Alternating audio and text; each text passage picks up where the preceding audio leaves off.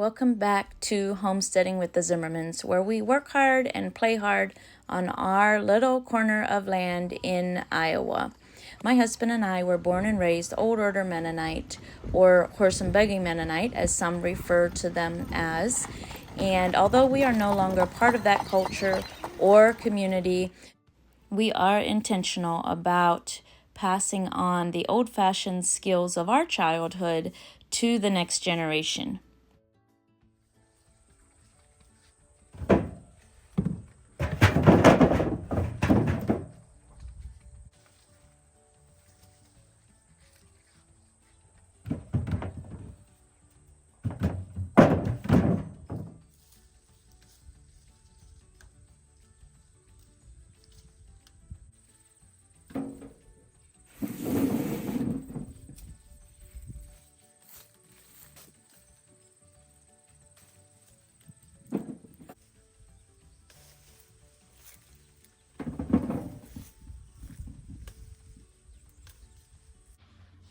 Good morning, everybody. Today's video is going to be all about apples. We're gonna make apple cider. We've already made apple cider. I'll be showing you how we made apple cider. I'm going to be making some applesauce. I'm going to be drying some apples and making some apple pie filling and showing you how we're going to preserve the apples that don't have any blemishes. So I'm out here in our new building where we brought all the apples, and I'm gonna go through them and gonna find the ones that I want to turn into applesauce. So these are gonna be the ones that I know won't keep for winter. Most of these are some that the kids have picked up from the floor, so mostly these are bruised. And we're just gonna use these for applesauce making before their bruises start turning them rotten.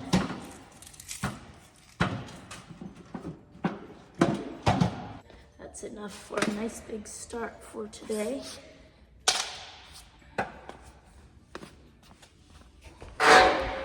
And yes, my voice is terrible today. We were at Homesteaders of America over the weekend, and I caught a little cold, plus I overused my voice. So hopefully by the time I get to voice over this video, my voice will be better. But I've made myself some tea. That should help. We're gonna go get started with these apples.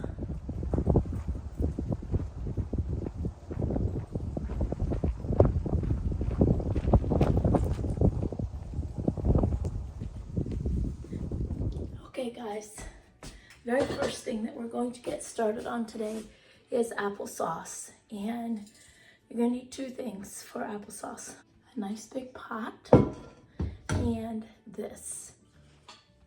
You also need a good paring knife. So what we're going to do is we're gonna wash every apple well, and we're just going to cut them into slices. You can even just halve them if they have any bad spots, like this one. I'm just gonna take that out. I'm gonna pull any stems off.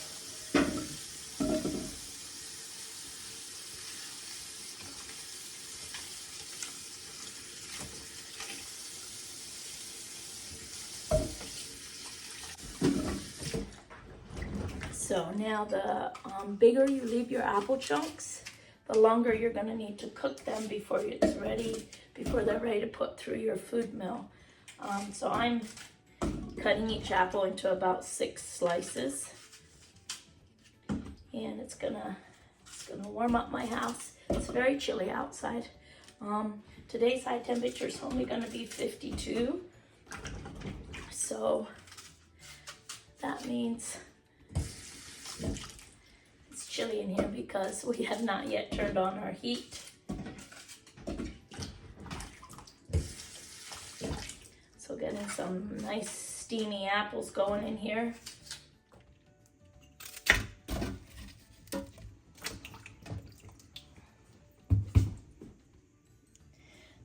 if your apples have this in them, it's a good sign they were not sprayed for pesticides, because that right there is damage from a codling moth.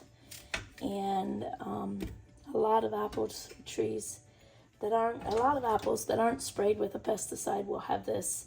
And what happens is this little fly burrows into the apple and lays its egg, and then the worm, the larva of the codling moth, will eat at the inside of the apple. It doesn't really, like, I don't mind if I see that. Here's another one. This one's really mild. I'll cut it out if I see it. See there, you can see the path that the codling moth took. Here's where the fruit fly laid its egg. Or here's where the moth laid its egg, and then its larva hatched and climbed in there. And this apple wouldn't have kept more than a couple weeks. So that's why we try to treat for codling moths. I will link the video that shows how we treat, and a lot of our apples are perfect on the inside this year, and I believe it's because of that codling moth traps that we hung up. But the only thing that happens is if you have codling moths that ruin your apples, then, or that burrow. See, here's another one. This one's gonna have some damage on the inside. It's a little bit, not too bad. All it means is that your apples won't hold, won't store well for winter. This apple is misshapen. That's also a sign of codling moth damage, because it damages the apple as it's growing, and then it doesn't grow uniform. This one has a lot of fungus damage, and this will make misshapen apples too.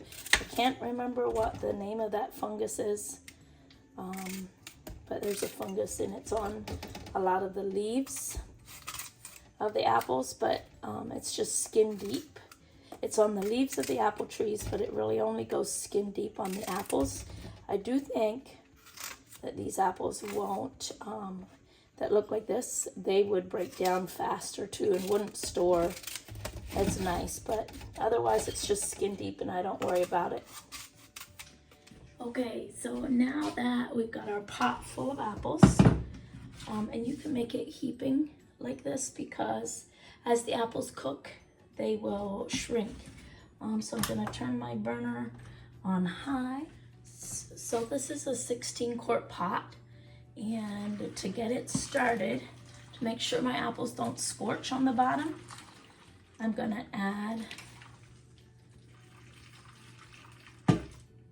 about 1 quart of water. And then I'm gonna keep my eye on it and see how much juice the apples are releasing, but they should start releasing juice fairly soon. And then we don't want to add too much water, because we don't want the applesauce to be too thin when we're done. So I'm gonna go get a lid and cover this. So I'm gonna cover this, and we're just gonna let this cook. All right, we are going to take a look and see what's happening. Yeah, that's way more water than I put in, so they're releasing their juice beautifully.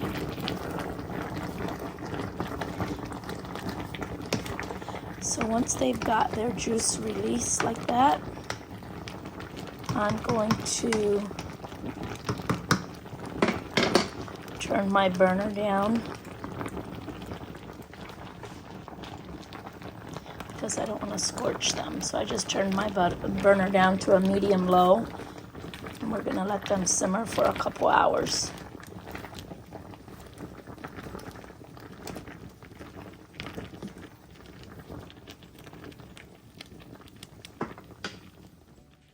Okay friends, while those apples cook for applesauce, we're gonna get started with our apple pie filling. Since I'm gonna be in the kitchen for the applesauce anyway. And I made myself some honey lemon tea to soothe my throat. Anyway, so when I make apple pie filling, I like to use this apple peeler core because I like my slices to be thin for apple pie filling. But you really wouldn't have to use this. It's not a big deal if you don't have one like this. You can just, you know, peel and core them by hand.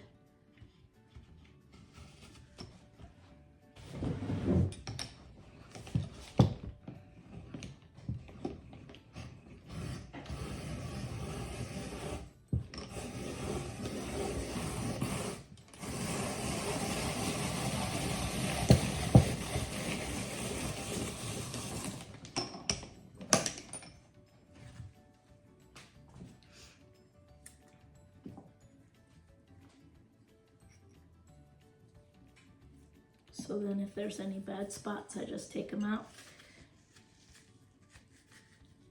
Otherwise, I then just take this and slice it.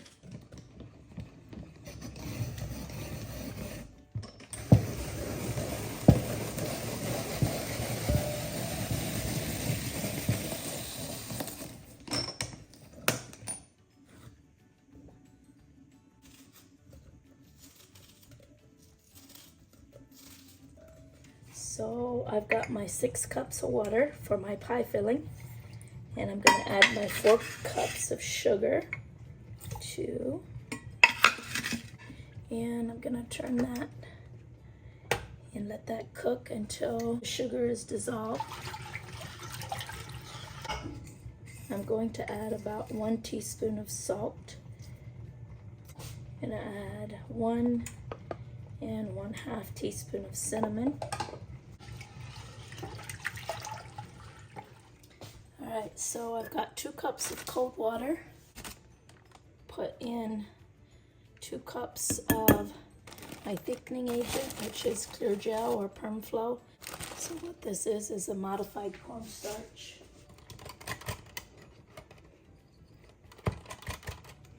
Alright, so this is heating up. And our apples are coming along nicely.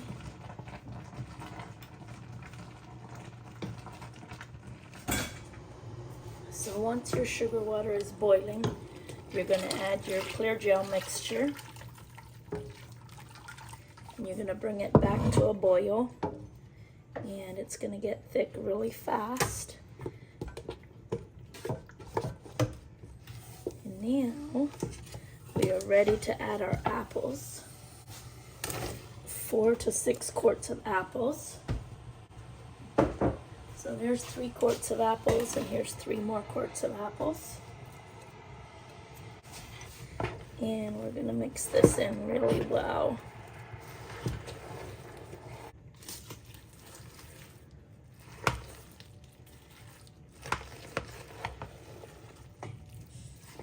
So I'm going to use my 4 jars funnel, and I'm going to start ladling this into jars.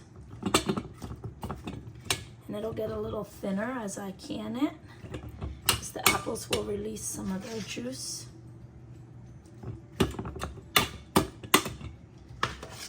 And if you chopped your apples really coarse, you may have to leave a little more head space, because the apples do swell up a little bit in the water bath.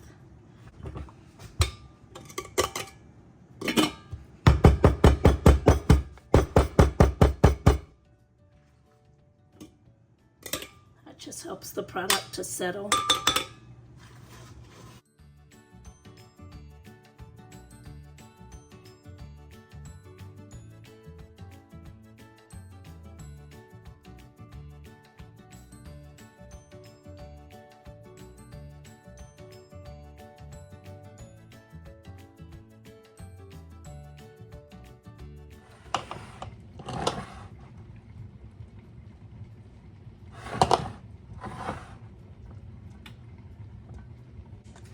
So I am using the 4 jars canning lids.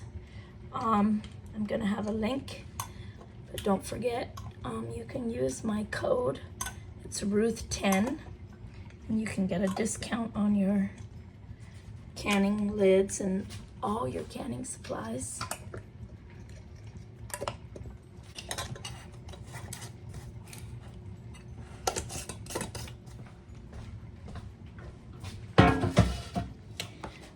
So if you watched me canning, don't fall down on me. That's not what I wanted. Okay, in the center, that's good. How about, let's put this little one in the center. So if you watch me canning all summer or all fall, you know that I've been canning outside. But today I'm on a mission to warm the house up. So I'm gonna be canning inside.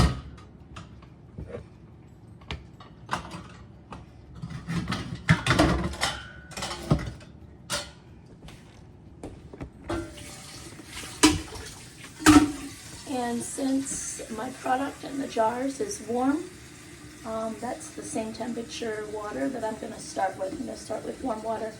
Your product temperature should match your water temperature, or I should say your water temperature should match your product temperature approximately. You don't, it doesn't have to be so close, you know, that you take the temperature of it. Just know if you have warm product, you want to start with warm water. If you have cold product, you want to start with cold water.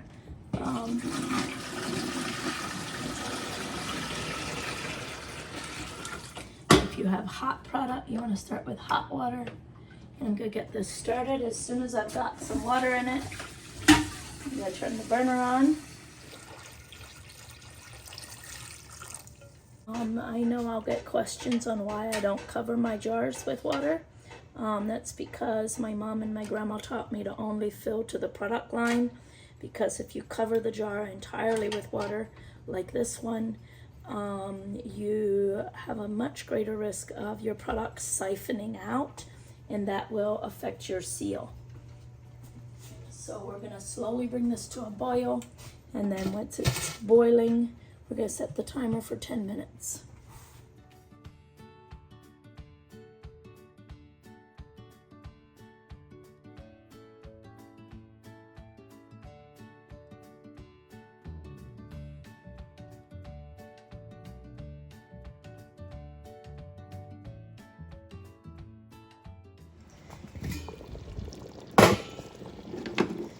All right, I am gonna say our apples are ready to put through the food mill.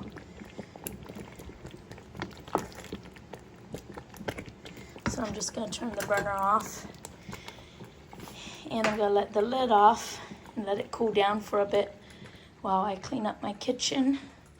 All right, friends, we're ready to put our applesauce through the food mill. So you can see that this is basically applesauce already, and we're just gonna put it through the mill to get out all the peels and seeds. And we're just gonna dish these cooked apples into the food mill. So another way that you could make applesauce if you don't have a food mill is you could peel and core all your apples before you cook them. And then after they're cooked, all you have to do is throw them into the blender and blend them up real fine.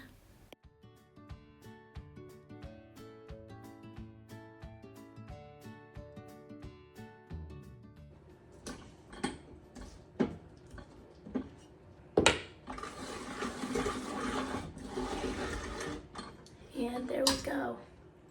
That's what's left, is some peels and some seeds. And you want to remember when you're turning, you want to turn backwards for about every 10 to 12 forward turns. And I'll show you why.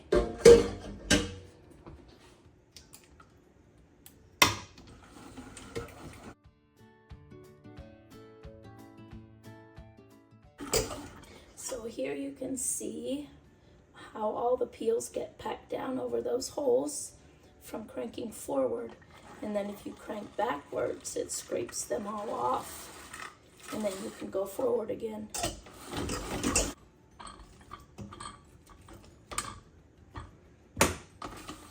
So our grandson showed up just in time to taste some of the applesauce before I put it in the jars. I asked my daughter if she would like to put some in her freezer for Winston, and she said yes. So we put some into some freezer containers, and she took some along home for Winston.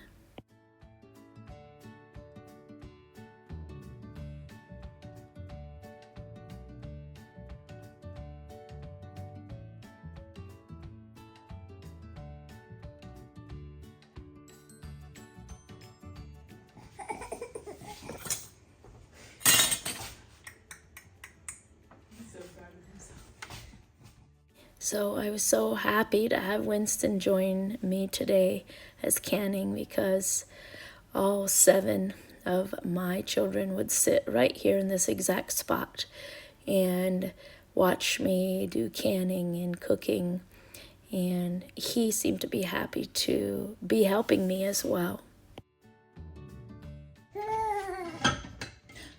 You want some applesauce? Watching you.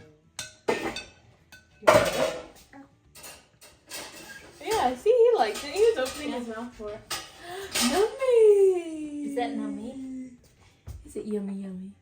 Yeah. Put your fingers in your mouth so you can swallow it. You want more?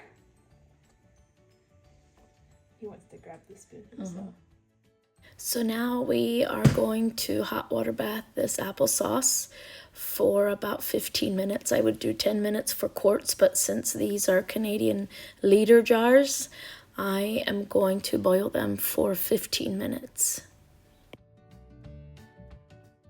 Another way that we like to preserve our apples is by dehydrating them.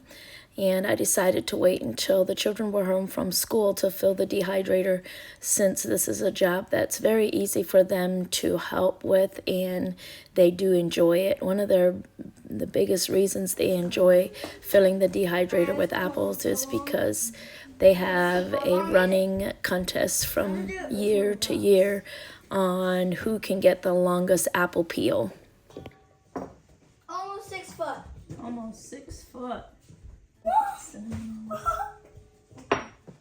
This is like, Mom, I need you. You need me. Oh, thanks. No, it broke. Yeah. No. I thought you said. The record Yeah, is 6 foot. 128, which is how We many need to make some for our supper. Oh, okay. Huh? No, not now. As soon as the dehydrator's full. If you're trying to figure out how much inches are in like 5 feet, you want to know, you just do. Oh my goodness. What? This is how I measured the last one. Oh, they're almost the same size. What? Oh. What? It's longer than Mom's measure. Yeah. 60.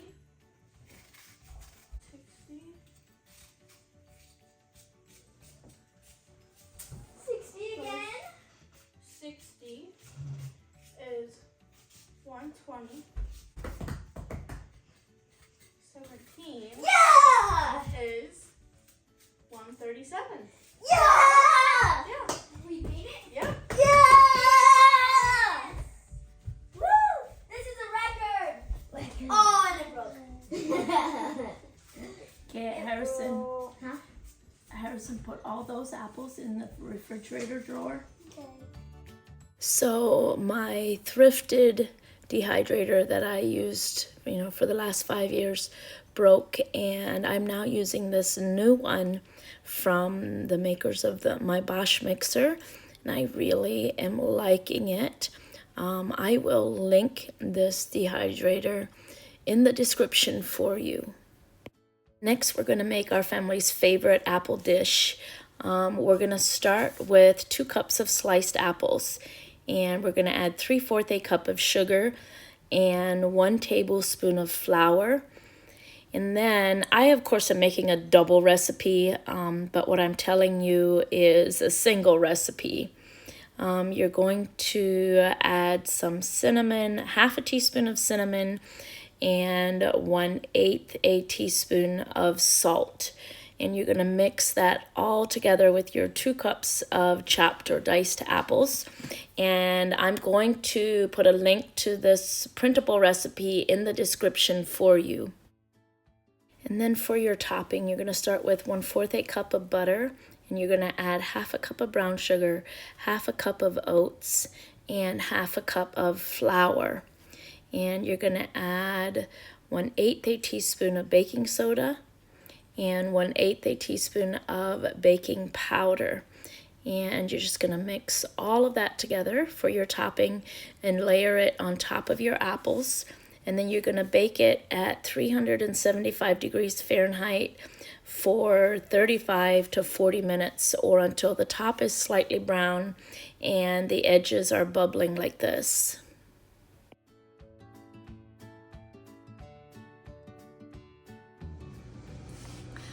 Good morning, friends.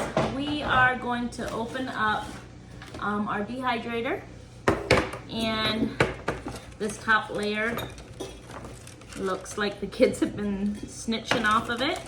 So when you dehydrate your apples, I have 2 ways that I do it. Number 1 is I dry them like chips, so they're real dry and crunchy. And those are the ones that I'm going to store for long term. Last year we used this method and they stored all winter. And then the other method that I use is I'll just store them until they're chewy, and those we consume within a week or so. But these I have stored for long term. I've dried these nice and crispy. And then I'll just work all fall at dehydrating apples. I'll get the apples that won't keep, like I'll go get the ones that I can tell are not going to store well. And that was the other method that I wanted to talk to you about, is you can keep apples even if they're not a good storing variety. Like the ones, our most prolific tree, it's not a storing variety, but we're still able to keep them well into the new year by storing them in the refrigerator. So we'll just store all the perfect apples in the refrigerator. Actually, we'll put them all in the refrigerator here in the next couple weeks, but I'll sort them. And some are going to be for long-term storage, and some will be that I work on dehydrating. I'll probably make some more pie filling throughout the fall as I have time, and we'll work on them that way. And of course there'll be some that end up going to the hogs, but we'll keep the dehydrator humming because these make very nice school snacks, and they really do fill you up. And don't forget, I'm gonna link this dehydrator in the description for you. All right, now to seal them. So you don't need to put an oxygen absorber in when you seal them this way. And this is the 4 jars vacuum sealer. And I'm sure that you noticed that we sprinkle a little bit of cinnamon on our apples before we put them in the dehydrator. And that's just a personal preference of ours. You don't have to do that. Okay, so all we're gonna do is put our lid on, and we're going to put this on for our regular mouth. We're gonna put it over the top. We're gonna insert this tube. Usually the kids love to do this. Actually, so you can do it this way and suck the air out this way, but faster way, this is normally how I do it. I just put this on top.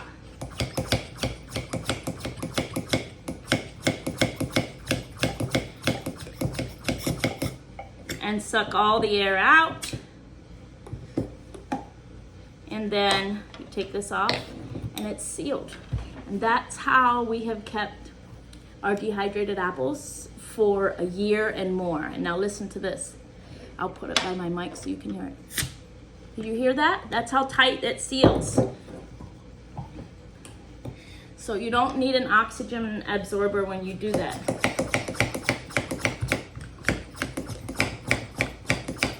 And you can feel, because it'll start going hard. There you go. It's all sealed up. So this is very handy to have. I also use this with my dried beans when I store those.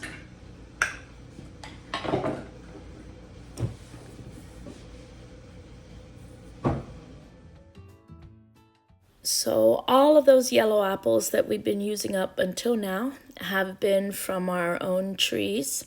But it's been a very, very good apple year. And when that happens, we usually get phone calls of people saying, hey, we have some apples, you can have them. When you if you can come pick them, you can have them. So that was the case with these red apples. I think these are possibly a Cortland variety because they have a very white flesh and because they're red.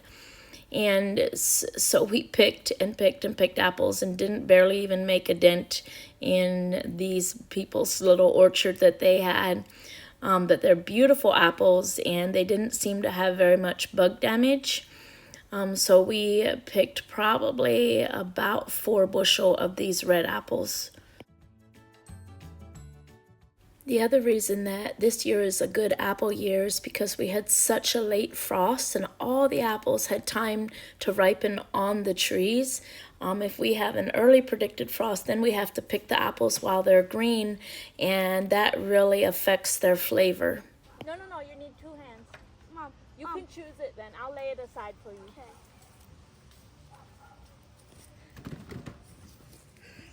Okay. Hey, Maxwell. Hey, Harrison, take a hold of this. Or let's fill this a little more. An apple? No. No.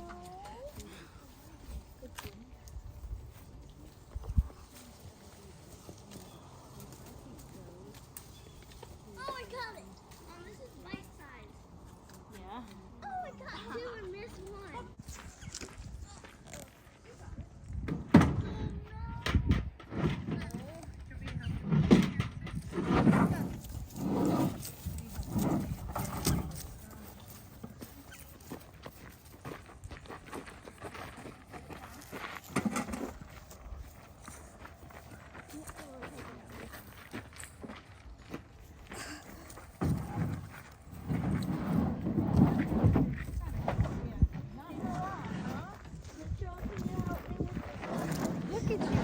I know, he's so strong.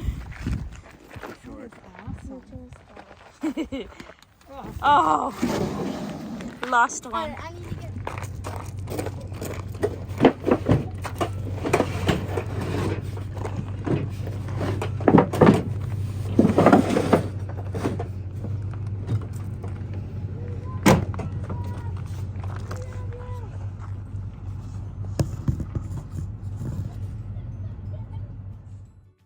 So going to the cider mill is one of the highlights of our year, on the years that we do go, because the man that owns the cider mill is my late father's first cousin, and it always brings back fond memories of my father. When I get to visit with his cousin and speak Pennsylvania Dutch with them, and it's just an all-around great experience going to the cider mill. Ja, ja.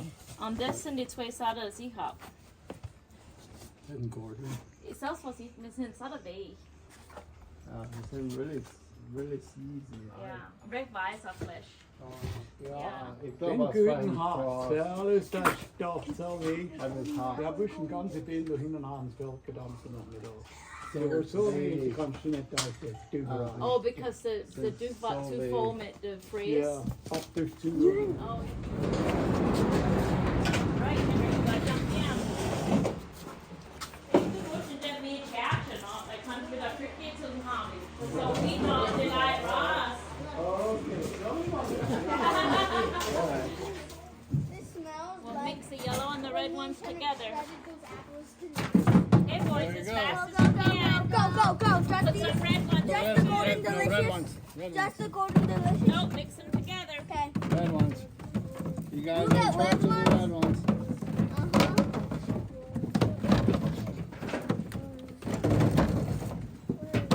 Wait, do they have to be different? So we load all the apples up into half-bushel baskets, and then Paul dumps them in the top of the cider press where there's a grinder, and this grinds the apples up, peels and core and everything.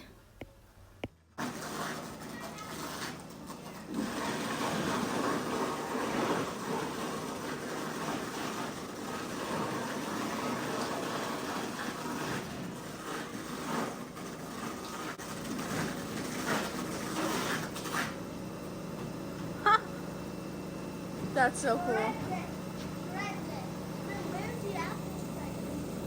Just actually, that's really cool. So then all that apple mash gets covered up nice and neat with this mesh cloth.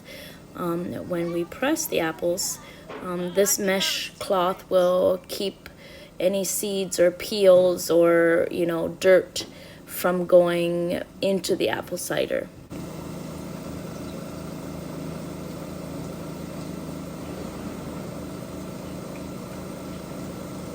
Oh. And then they put more in. Yeah, and then that starts to come, and that starts to come, and keeps on going down.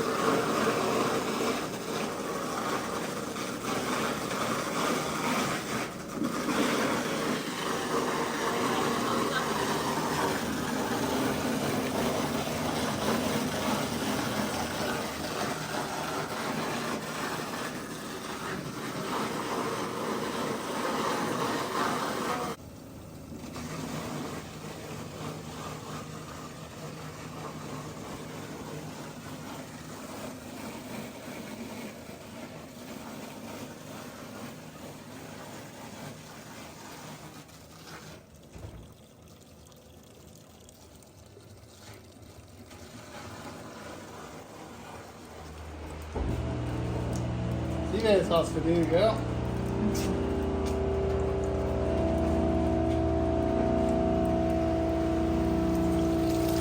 So next the apples get pressed with 3,000 pounds of pressure, and that is what releases all of the apple cider. Ja, visst är det någon i barrel? Yep. Samma som det har på.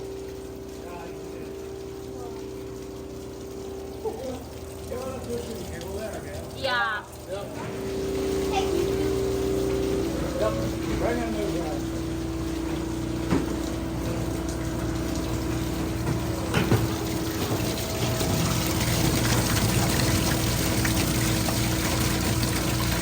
Oh, that smells good.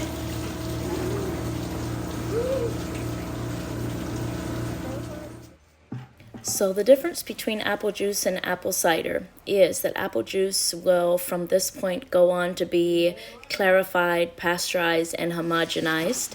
And apple cider that you buy at the grocery store is from this point just pasteurized to kill any bacteria in it.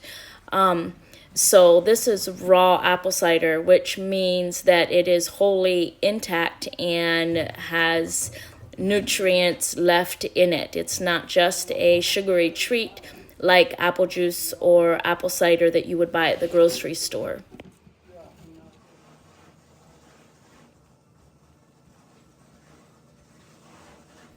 So one of the questions that I get when I share about raw apple cider on social media is, aren't you scared of the bacteria that could be in raw apple cider?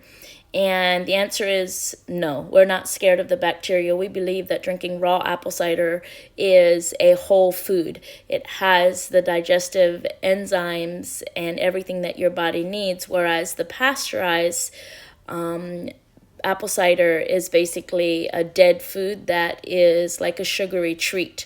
So the raw apple cider to us is a whole living, nourishing beverage. And then the other question that I often get is, aren't you scared that there was bugs and worms that got ground up with the apples? And the answer is, I'm not scared. I know that there probably is bugs and worms inside of the apples. Most of them won't go through the cloth, through the strainer. And I'm also aware of that large corporations that make, thousands of gallons of apple cider each day that, we might buy at the grocery store. The possibility of bugs and worms in those apples is just as high. And if they can guarantee you that there's no bugs and worms in their apple cider, then I know that those apples have been sprayed and treated with pesticides, and I don't want to drink that apple cider anyway.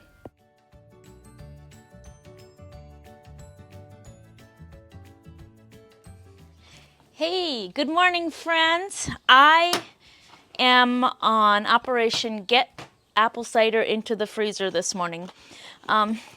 So we haven't done apple cider in a couple years, and we weren't going to this year again because the reason we weren't going to is we don't like to can our apple cider, because we like for it to be raw. So when you can it, you essentially pasteurize it and you kill all the beneficial bacteria that's in it. So we like to freeze it. And if you've been here for more than 1 week, you've heard me lament about my lack of freezer space and my goal to not have to buy another freezer. So one of the cider press, they have the option of gallon jugs, right? But those take up so much room in the freezer, and for that reason, I was not going to preserve some apple cider this year. But then somebody on YouTube or Instagram, one wise commenter said, why not use Ziploc bags, fill them and lay them flat? And that way you don't take up as much freezer space. So that's what we're going to do. Now, the other thing is, we like to let our apple cider set for anywhere from 12 to 24 hours after we press it, because what happens is the bacteria, because it's not pasteurized, the bacteria has just enough time to start breaking down some of the sugars, but it doesn't really make it less sweet. It just makes it much more of a full-bodied flavor. So as the bacteria goes to work breaking, things down in there, you also get a little bit of a probiotic boost. And there's another reason why we don't want to can our apple cider, is because we want to keep all the nutrients intact. So it's been about 18 hours, and I'm going to start working on getting this into bags and see how little room I can take up in our already full freezers. So in total, we put 20 gallons of apple cider into our freezer, and we shared a total of about 6 gallons with our married children. All right, friends, I'm down here trying to find room on my shelves for these apple products, and I run out of quart jars for the most part, so I'll just be canning up bits and pieces. I'll be canning like 1 canner full at a time as we empty quart jars. So one of these videos, upcoming videos, I'll take inventory and I'll bring you along for all of that. But this video has gotten much longer than I intended. So thank you for being here this week. We sure appreciate all your support, and those of you that show up and comment and like and share our video every week. We love and so appreciate you. So trying to get this on the shelves, and not sure, I might have to bring a tub in here. God is good. God is very good.